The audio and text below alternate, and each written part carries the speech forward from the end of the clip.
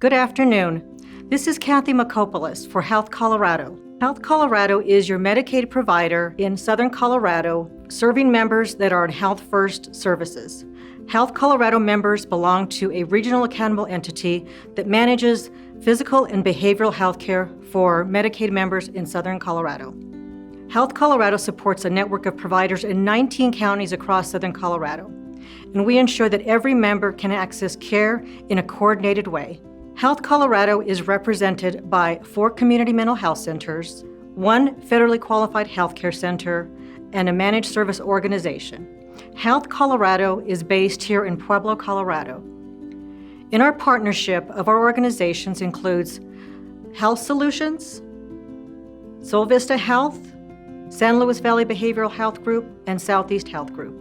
In addition to valley-wide healthcare systems, I'd like to introduce Randy Addington, my Director of Program Innovation. At Health Colorado, we're intent on serving our members and making sure they receive the care they need. We serve areas in 19 counties across Southern Colorado that you see listed here. Health Colorado's role is to join members' physical and behavioral health benefits into one plan to treat the whole person and improve health outcomes, to help members improve their health and wellness using their benefits, to promote member choice and engagement, to strengthen coordination of services through team-based care and health neighborhoods, provide cost-effective healthcare services that deliver outcomes, and pay providers for the increased value that they deliver to our members. Health Colorado would like to thank you for your support and for helping us to serve our community.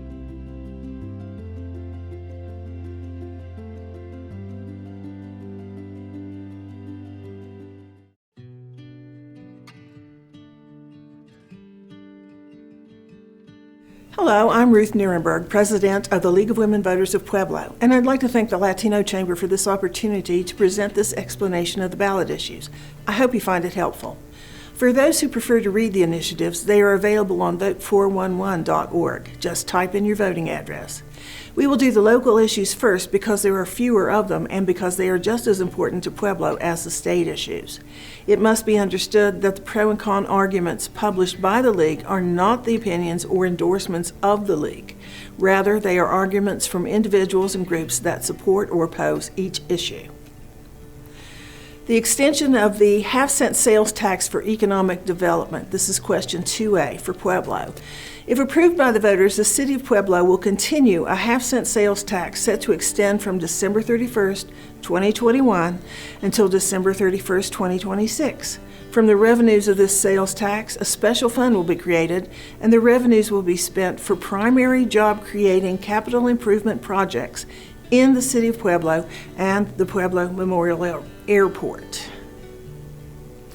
Those in favor say, citizens of Pueblo first approved this tax in 1984 and have voted to extend this tax 7 times since then. The tax revenues generated from the half-cent sales tax must be used for capital improvement projects which create new primary jobs within the City of Pueblo and the Pueblo Memorial Airport boundaries.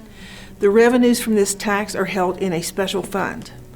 The mayor and city council must approve all payments from the special fund at public meetings. The special fund cannot be used to pay the city's administrative expenses or the salaries of city employees. Over the past 36 years, revenues from this tax have created thousands of new jobs and assisted local small businesses to expand and have been used to build and improve public infrastructure related to primary job capital improvement projects. Recently, a portion of the tax has been used by the city to help local businesses recover from COVID-19. Those opposed say, 2A is a complex issue because of the large number of approved ordinances which are included from years past that change the terms and conditions and how the City Council can spend the funds in the 0.5% fund account.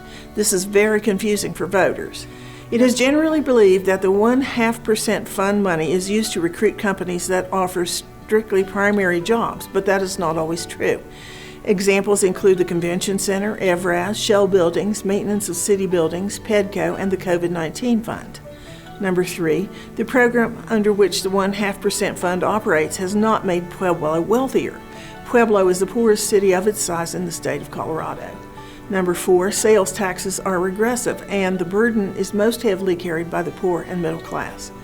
Number 5, it is time to redefine primary jobs and create opportunities other than in manufacturing and distribution. Number 6, COVID has been hard on Pueblo, and a decrease in sales tax would be helpful to residents. Pueblo County School District Question 4A. If approved by the voters, School District 70 has been selected as a recipient for a BEST grant for 2020 and 21. BEST stands for Building Excellent Schools Today. In order for the district to take advantage of the nearly $3.8 million BEST grant, which does not need to be repaid, the district is required to provide matching funding in the aggregate principal amount of almost $4.8 million to be utilized for the BEST project. It is determined that the interest of the district and the public interest and the critical need necessity require the capital improvements as provided in the ballot questions, all at a cost of about $75 million. Those in favor say this bond is necessary to allocate matching funds for BEST grants awarded for District 70 in the 2020-2021 school year. There is no current mill levy increase expected. No opposition has been identified. Pueblo West Metro District Ballot Question 6A. If approved by the voters, Pueblo West sales tax will increase by 1% for 10 years to fund construction of a new fire station in the southwest portion of Pueblo West, staffing a new fire station, providing funding for capital equipment and projects related to the fire department, and maintenance and upkeep of all fire department and fire protection resources. Those in favor say the growth of Pueblo West has made a new fire station a necessity, and a 1% sales tax over a fixed 10-year period will fund necessary staff and infrastructure to provide adequate fire protection for Pueblo West residents. Those opposed say increasing taxes when many are out of work or in danger of losing their business is imprudent. These are the state ballot issues. Colorado issues appear on the ballot in two ways. Number 1 is amendments, which are amendments to the Colorado Constitution. The other is propositions, which are amendments to the revised statutes. Colorado has a strict procedure to determine which issues are placed on the ballot. Issues are either a referendum, which is a proposal by the legislature, which has been referred to the citizens for a vote, or an initiative, which is a proposal by citizens who have gathered the required number of signatures. Once a referendum or initiative meets the requirement to be placed on the ballot, it is then referred to as either an amendment or a proposition. Amendment B. This is a referred amendment from the legislature to amend the Colorado Constitution to repeal the Gallagher Amendment. It repeals the constitutional provision that requires residential property tax assessment rates equal 45% and non-residential property tax rates equal 55% of the total share of state property taxes. Repeals the requirement that non-residential property tax assessment rate be fixed at 29%, and it repeals the requirement that the General Assembly adjust the residential assessment rate in order to maintain that 45 to 55% ratio of residential to non-residential property taxes. Those in favor say the Gallagher Amendment is an arbitrary formula governing property tax assessment rates. It uses statewide averages of real estate values that ignore the difference between urban and rural Colorado. Consequently, rapidly increasing home values concentrated on the Front Range have caused revenue losses for many rural areas that struggle to make up the lost revenue. We need a solution for all of Colorado, not a formula that hurts rural communities and jobs. The Gallagher Amendment is doing more harm than good. This ballot proposal eliminates the Gallagher Amendment so we can maintain the funding we need for critical services such as local schools, fire departments, hospitals, emergency and water services. Number 2, repealing the Gallagher Amendment is not a tax increase. It freezes residential assessment rates at current levels. Homeowners won't forgo any of the past reductions in assessed values that Gallagher has required, but they would give up future reductions. In a period of great division in Colorado, a bipartisan majority in the legislature, as well as a broad network of respected business and civic leaders across the state, support the effort to repeal the Gallagher Amendment. Those opposed say the cost of living for Coloradans continues to increase. On top of income taxes, sales tax, and skyrocketing fees, we do not need to see increases in property taxes in the midst of a recession. We should trust localities to know what's best for them. If local voters feel the need for increased revenues, they can adjust their local taxes accordingly.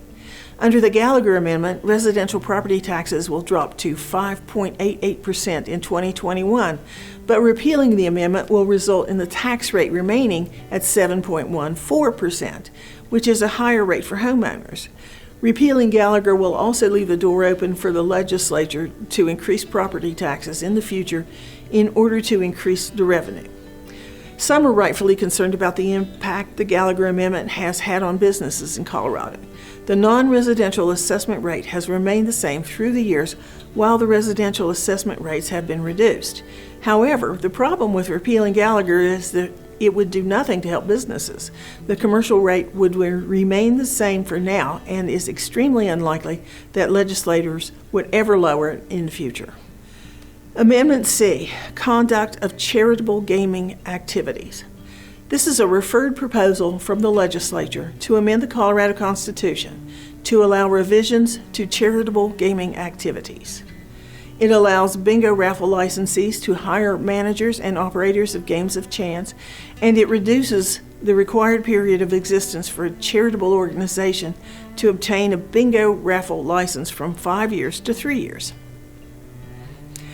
Those in favor say the proposal would allow more opportunities for nonprofits to consider running bingo raffles as a revenue stream for the benefit of their association's programs. Associations would have the choice to compensate their volunteers, which in turn would help with the recruitment and retention of people that work the game to support the nonprofit. Those opposed say paid workers will take funds away from the charitable organization conducting the game of chance, thereby increasing the overhead costs to the organization. This reduces the amount of money a charitable organization can spend for its primary purpose. By removing the requirement that volunteers conduct the games, it more closely resembles for-profit gambling than charitable fundraising. Amendment 76, Citizenship Qualification of Electors. This proposal is a citizen initiative to change certain language pertaining to voting in the Colorado Constitution. It changes the language from every citizen to only a citizen of the United States, and it requires voters to be 18 years of age. Those in favor say this proposal guarantees the Colorado Constitution will prevent future policies to allow non-citizens to vote. Voting is a fundamental right. It will provide constitutional protections by specifying exclusively who can vote in Colorado. Those opposed say this proposal seeks to solve a problem that does not exist, as it proposes unnecessary and potentially controversial changes to language in the Colorado Constitution. It may create voter confusion regarding state and local elections and could discourage or disenfranchise voters. Amendment 77, Local Voter Approval of Casino Bet Limits and Games. This proposal is an initiated amendment to the Colorado Constitution and a change to the Colorado Revised Statutes concerning voter-approved changes to limited gaming in Central City, Black Hawk, and Cripple Creek. It amends the state constitution to provide for local elections in the town of Central City, Black Hawk, and Cripple Creek to revise limits applicable to gaming. It authorizes voters in the above-named cities to increase the amount of single bets above $100 and to approve additional casino games.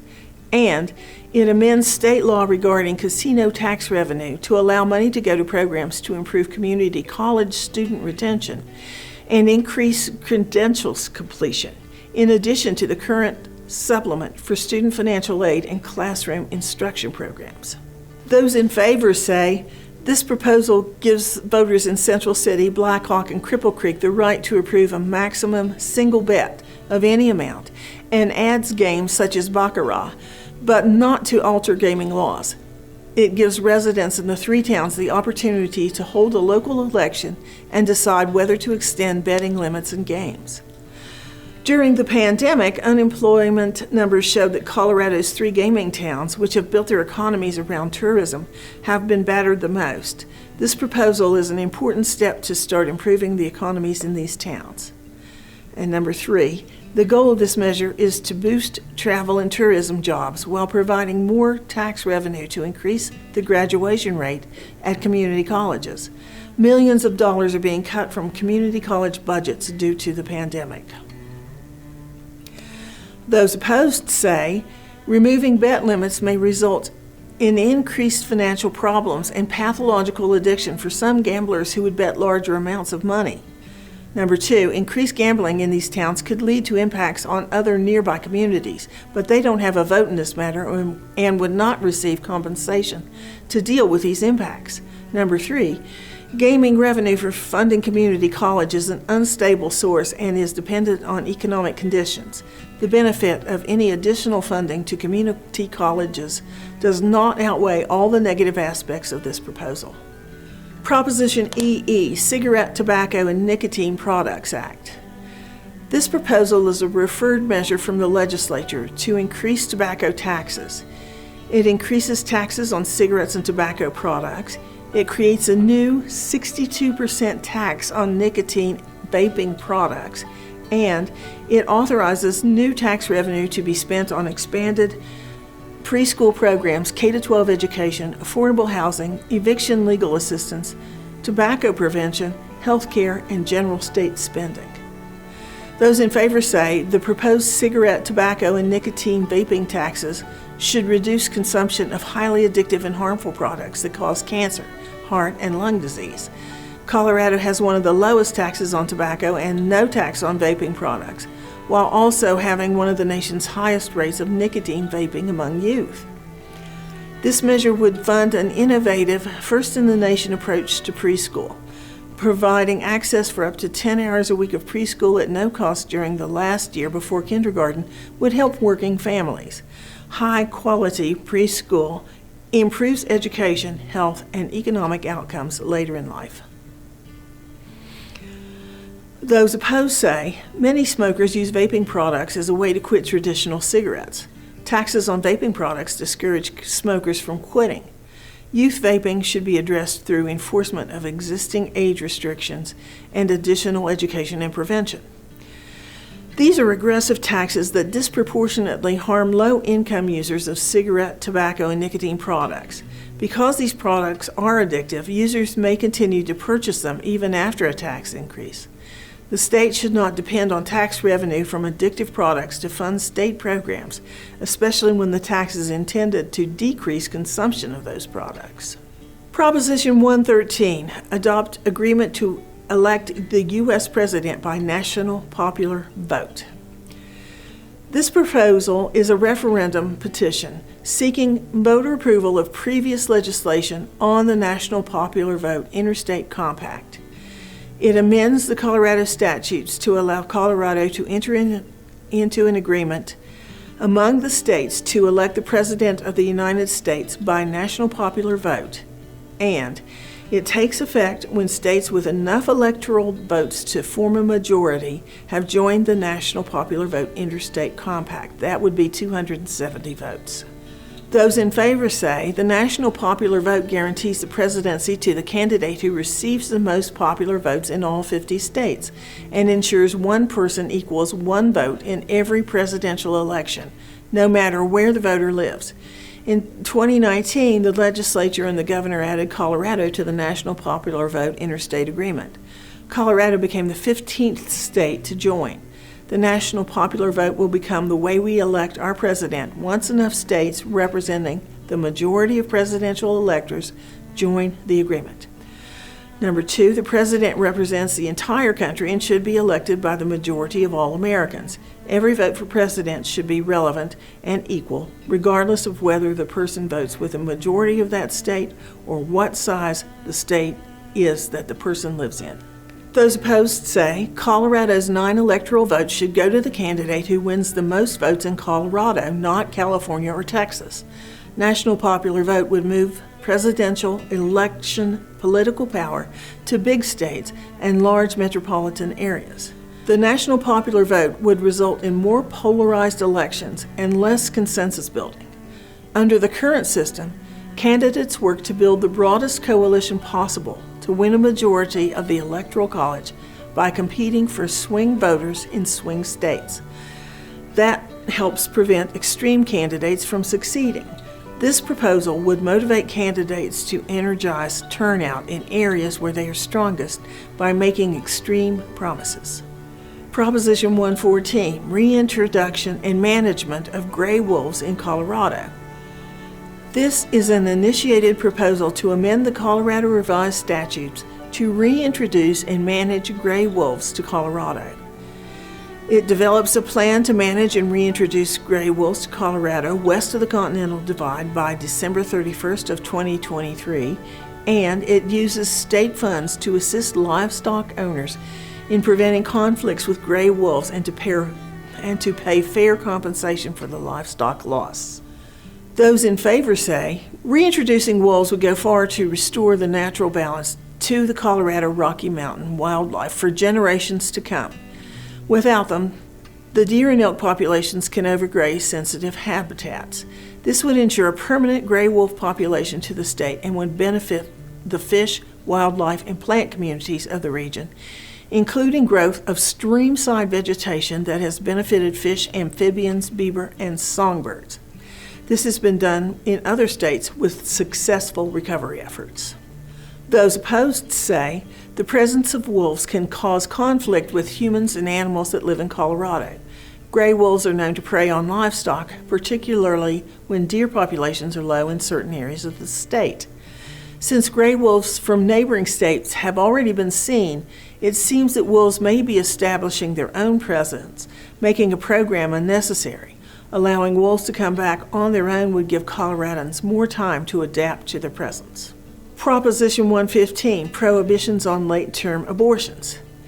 This is an initiated proposal to amend the Colorado Revised Statutes to prohibit an abortion after 22 weeks gestational age of the fetus. It prohibits abortion after 22 weeks gestational age of the fetus, but allows an abortion after 22 weeks when necessary to save the life of the mother. It provides for a criminal penalty for anyone who performs an illegal abortion, and it suspends for 3 years the medical license of a physician who performs an illegal abortion. Those in favor say this measure places a reasonable restriction on abortion after viability while still allowing a pregnant woman several months to make a choice about her pregnancy. Number 2, this measure also provides an exception that allows an abortion after 22 weeks when necessary to save the life of the mother. Number 3, in no case can a woman be criminalized or penalized for seeking an abortion if this measure passes. This is a balanced approach with reasonable exceptions to a very personal issue. Those opposed say this one-size-fits-all measure would hurt real people going through unimaginably complicated personal situations. Decisions around pregnancy are best made by a woman and her family in consultation with her doctors and in accordance with her faith, not by politicians. This proposal is an intentionally confusing initiative being pushed by many of the same politicians and groups who have repeatedly tried to ban abortion outright in Colorado. Proposition 116, State Income Tax Rate Reduction. This proposal is an initiated amendment to the Colorado Revised Statutes, which decreases the state income tax rate from 4.63% to 4.55%. This reduction comes for all taxpayers on federal taxable income of every individual and corporation beginning on January 1st, 2021. Those in favor say this proposal reduces income taxes for all Colorado taxpayers. With so many people out of work and struggling financially from the hardships of the COVID-19 pandemic, Coloradans need to keep more of their hard-earned money. Small businesses need relief from their tax burden in these hard times. Number 2, state revenue has risen every year for a decade. This proposal would decrease state revenues by less than 0.5% of this year's budget. The last time Colorado made a modest reduction to its income tax rate, the state's economy expanded. Income tax revenues actually increased by more than double the rate of inflation. Private enterprise, not more government spending, drives job creation and economic growth, which Coloradans need more than ever. Those opposed say few taxpayers would benefit from the proposed tax cut. About 75% of taxpayers would receive less than $50 a year. Wealthy people with incomes over $500,000, which represents less than 2% of the taxpayers, will receive over half of the total savings. Number 2, Colorado's economy and its people have suffered from the COVID economic and health crisis in recent months. The cuts in revenue following a tax cut would add to the losses in education, transportation, health care, and other state services. At a time when much additional aid is needed, there will only be reduced funds to aid Coloradans. Resulting layoffs and reductions of critical state services will damage Colorado's economy and quality of life even more. Proposition 117, voter approval for certain fee-based enterprises. This proposal amends the Colorado Revised Statutes to require voter approval for some fee-based enterprises. It requires voter approval for state enterprises which have or are projected to have revenues of more than $100 million from fees in the first 5 fiscal years, and it combines the revenue collected for enterprises which are created simultaneously or with the preceding 5 years and serve the same purpose when calculating the amount of revenue. Those in favor say fees are growing exponentially and this revenue falls outside of Tabor limitations. Use of enterprise fees is just a way to get around Tabor. To make legislators accountable, this money should be made subject to oversight. Voting on fees puts the power in the people's hands. These fees are no different than taxes and should undergo voter approval. Those opposed say enterprise rules were approved under Tabor and are operating now as they were intended. The enterprise fees make those who use services provided pay for them, not all taxpayers. Proposition 118, Paid Family and Medical Leave Insurance Program. This initiated proposal amends the Colorado Revised Statutes to create a statewide paid family and medical leave program. It creates a statewide paid family and medical leave insurance program and division within the Department of Labor and Employment. It provides partial wage reimbursement for up to 12 weeks a year for eligible employees taking time off for medical reasons or to provide care to family members, and it requires premium payments to be split between employers and employees. Those in favor say nearly everyone will need to take time to care for themselves, a newborn baby, or a seriously ill family member at some point. But today, only 1 in 5 Colorado workers has access to paid family and medical leave, and those that need it the most are the least likely to have it. A lack of paid family and medical leave coverage has become glaringly obvious during the pandemic. This proposal would make sure that 2.6 million hardworking Coloradans can put their families first without having to risk losing their job. It also protects small businesses by allowing them to offer paid leave to their employees without having to pay for it, helping them compete with larger corporations who can afford this type of health benefit. Those opposed say this measure is a $1.3 billion tax increase that requires employees to pay into a program that they may never benefit from using.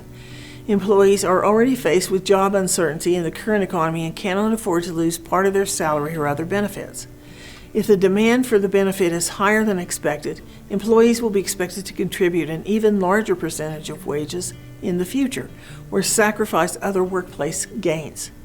This measure creates a new and expensive bureaucracy with almost 200 employees, a director that is a political appointee and has little accountability. With so many unmet needs in Colorado like teacher pay and transportation, this is a program we cannot afford. Thanks for watching, and if you would like to see this in writing, please go to vote411.org and enter your voting address.